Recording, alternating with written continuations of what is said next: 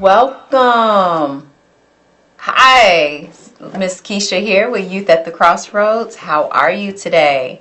Thank you for joining us again. Thank you for viewing us on YouTube. Our CAN TV has connected our last week's show onto YouTube, and we thank you very much for your views. We hope that everything has been helpful for you. We ask you to share the information, share the link with the young people so they can get prepared for the summer. We're hoping that young people are excited and eager to get jobs. So keep up the great work, Chicago and internationally. Last week, one of our callers was from Mississippi, so we're excited. If you want to get in touch with us, Youth at the Crossroads, and our website is www.youthatthecrossroads.org. That's YOUTHATTHECROSSROADS.org. And our personal phone number is 312-479-5900. That's 312-479-5900. And I'm Miss Keisha at youthatthecrossroads.org. So, we are continuing with resumes and discussion of interviewing. So, let's get started.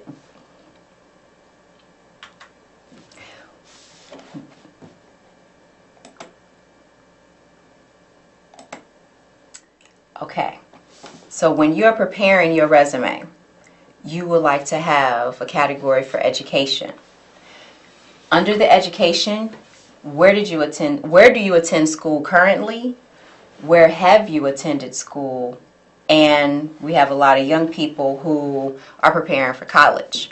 So on your resume, you would like to list where you're currently attending school, when you expect to get your GED or your diploma, have the month and the year for your current situation, and then if you are planning to attend college soon, you put the name of the school and you expect to enroll, let's say 2019 or 2018, because it'll be for the spring.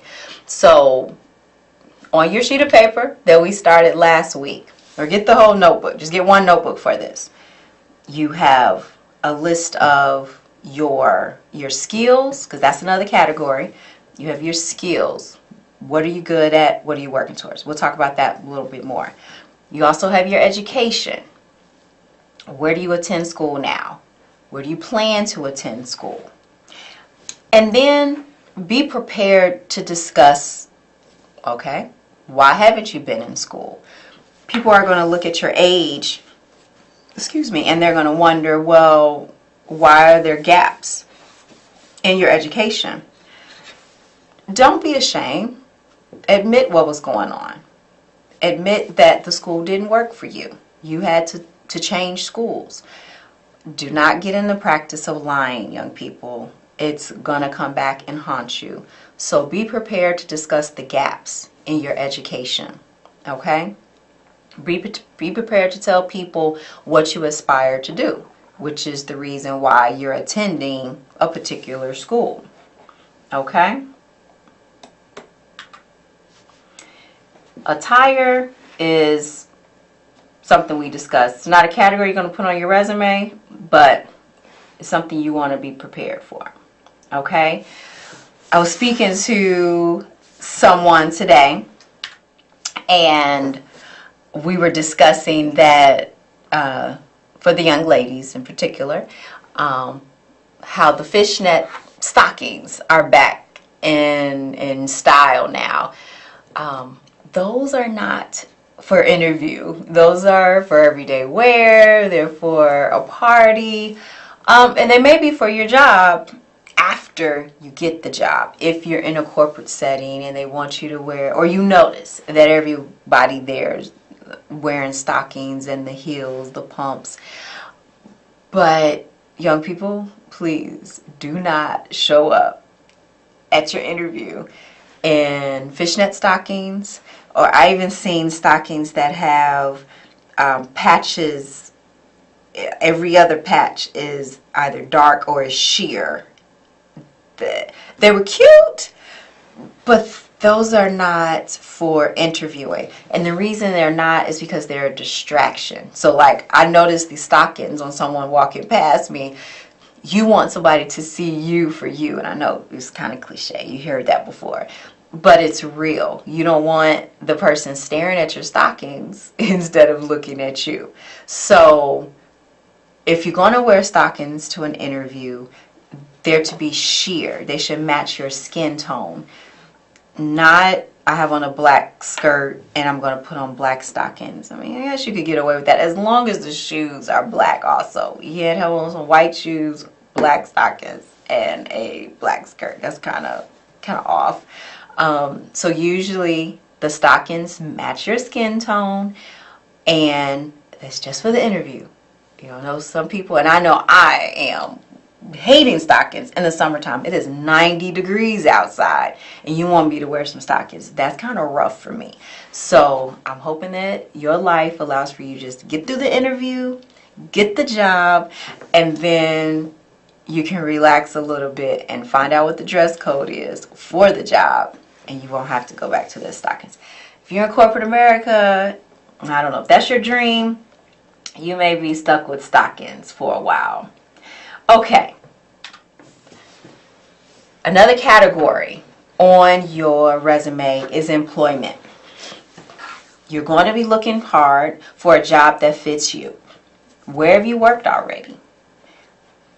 And then the job that you did have, what is the name of the company? What's the city and state that it was in? The job title that you had during that job, and the duties. Okay, so the process that we're working on is you're finding a job that you want, right?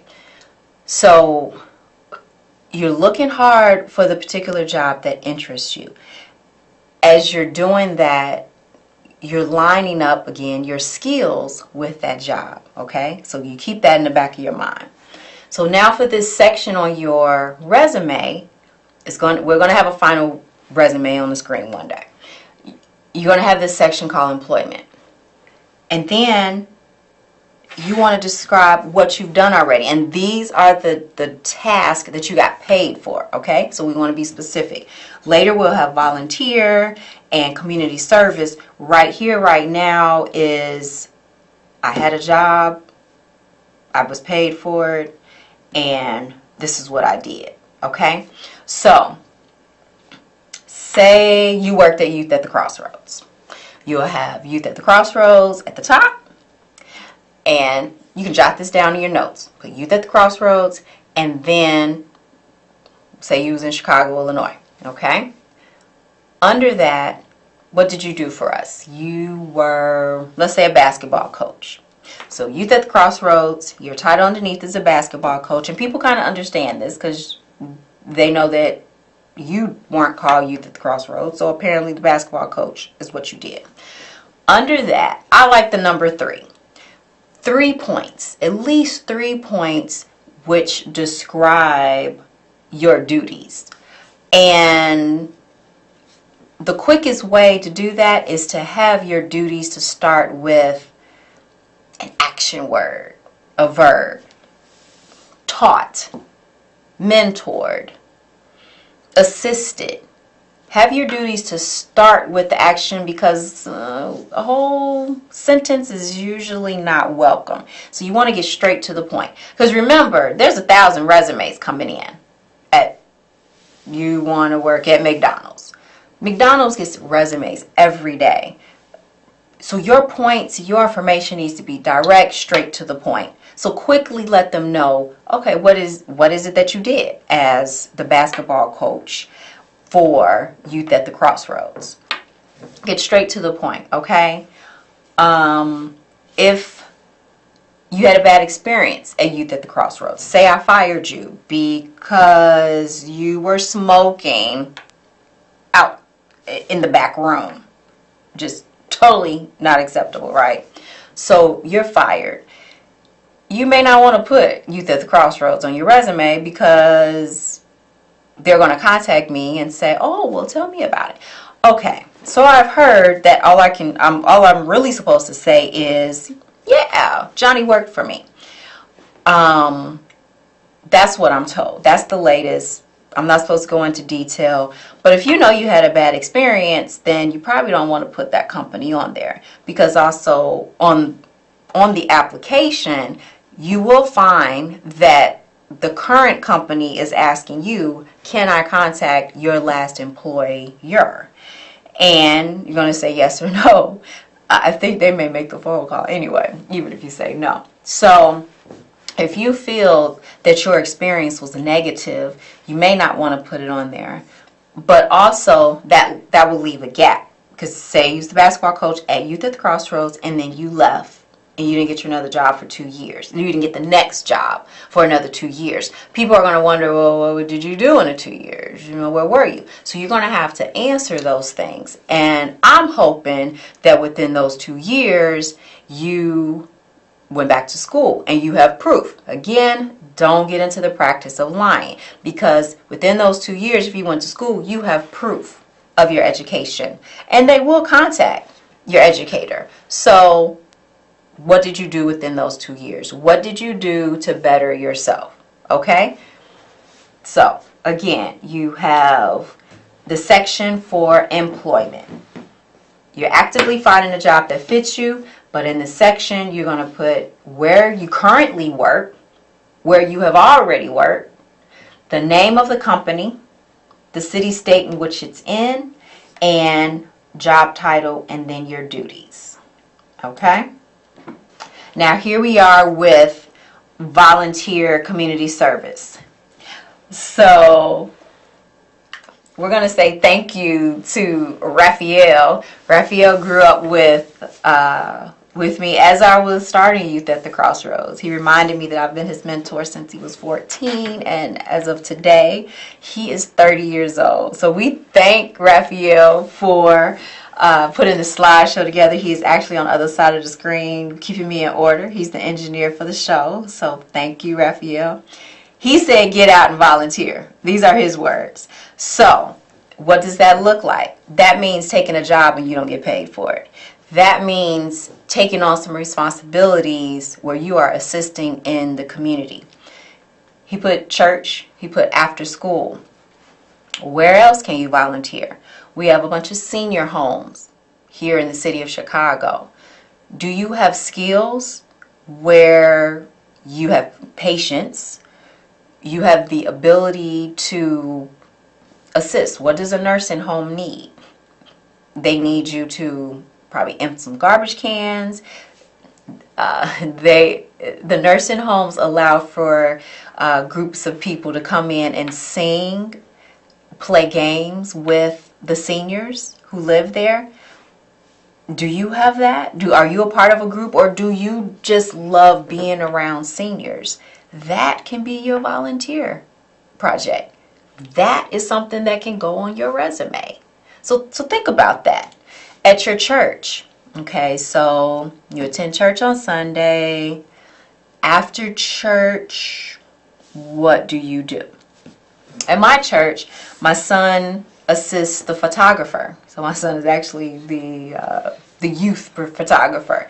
We walk in, the photographer asks my son, you on duty today? He's like, yeah. He hands over the camera and the photographer go do other stuff for the church. And now my son is taking the pictures for service. And those pictures are actually publicized on the website, on the TV, in the church. And it's like, wow, first of all, the camera's expensive. You trust this young person?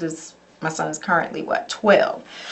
And he's been doing it for several years now. So after a while, you'll be trusted in doing things. So give it a shot. Don't be afraid to ask. Then they put me to work in the kitchen. An interesting place, a very busy kitchen at the church. What am I doing? I'm washing the dishes after the events. I'm helping organize before the events, actually displaying and setting the food out and assisting people, helping them find their seat. I may have to make some plates. Is that something that you could do? Do you have the patience for that? After school, do you really enjoy and are you good in math, English, science? Couldn't you be tutoring somebody? You already have the skills. You see that you're good at it because you have these great grades. As long as you're going to class and doing everything, you could get the great grades in it. So get your butt in class. You know that you enjoy this subject.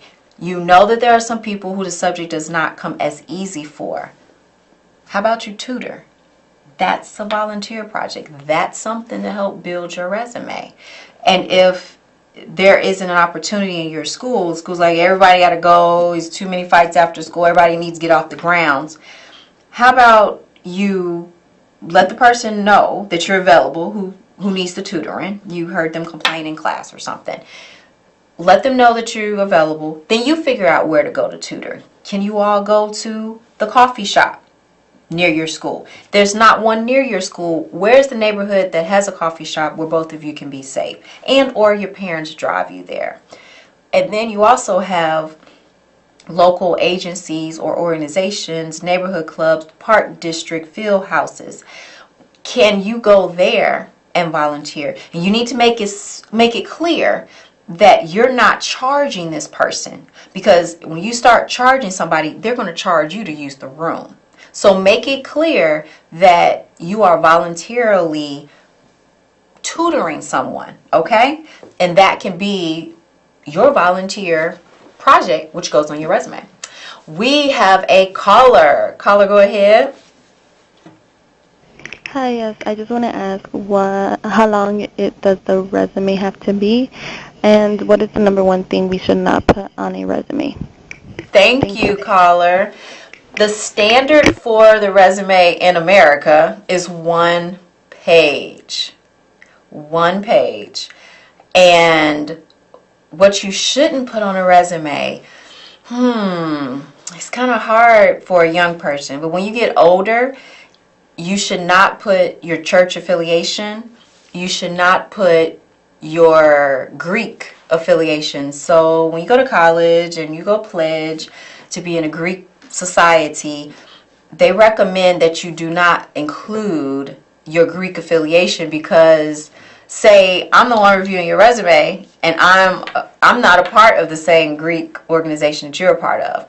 I may frown upon you to work with me. So when you get older, after college, those are the things that are not recommended for adults on their resume. But for young people right now, everything goes, because first of all, you need to get your resume to 1 page.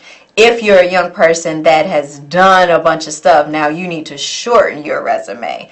But also a change is when you enter adulthood, you are now applying for specific jobs at a company. You have to find out how long your resume is expected to be, because I've learned that some engineer resumes, they're expected to be, or some international jobs, those resumes are expected to be 5-10 pages. So you have to do your research when you get older to find out. But right now we're trying to leave that resume at 1 page.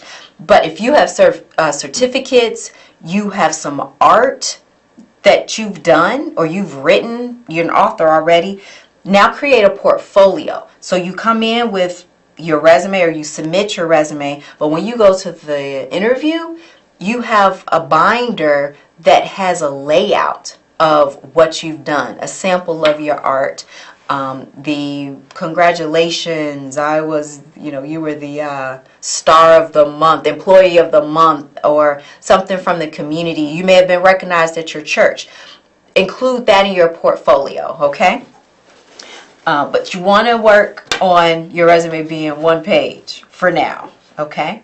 And then after college, you see how many pages need to be. Oh, we have another caller. Caller, go ahead.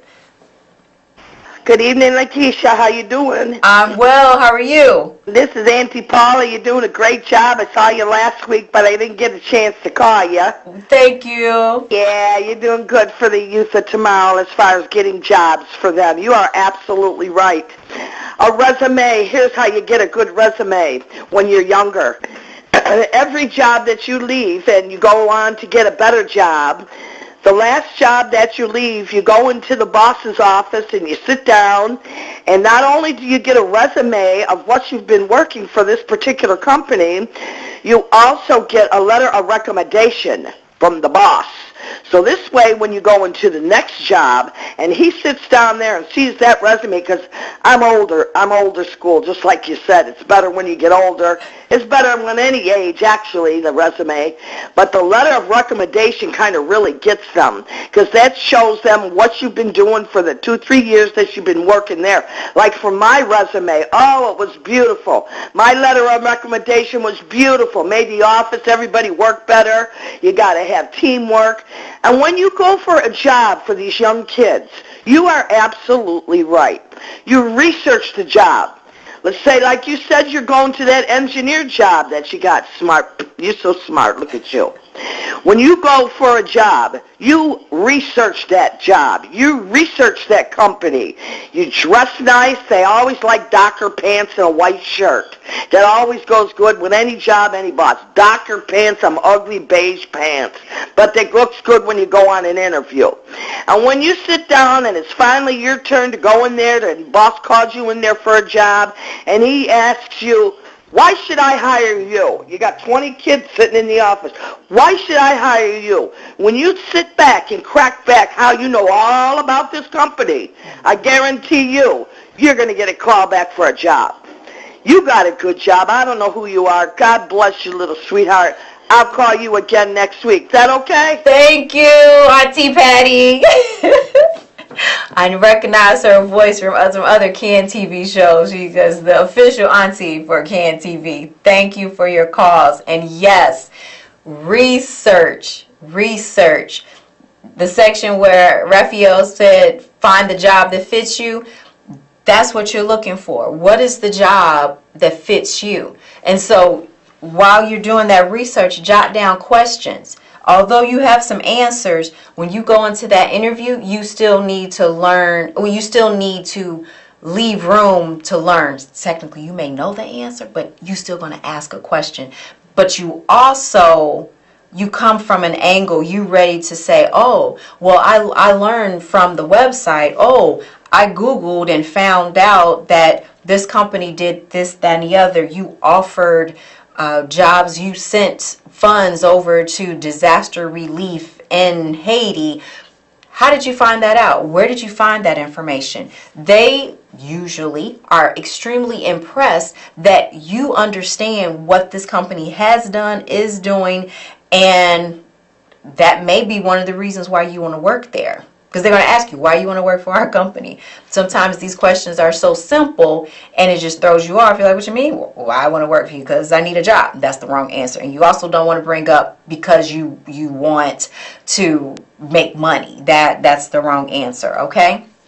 So it's almost time for us to go. So again, keep your notebook going. You jot down your skills. That's 1 page or 2 pages.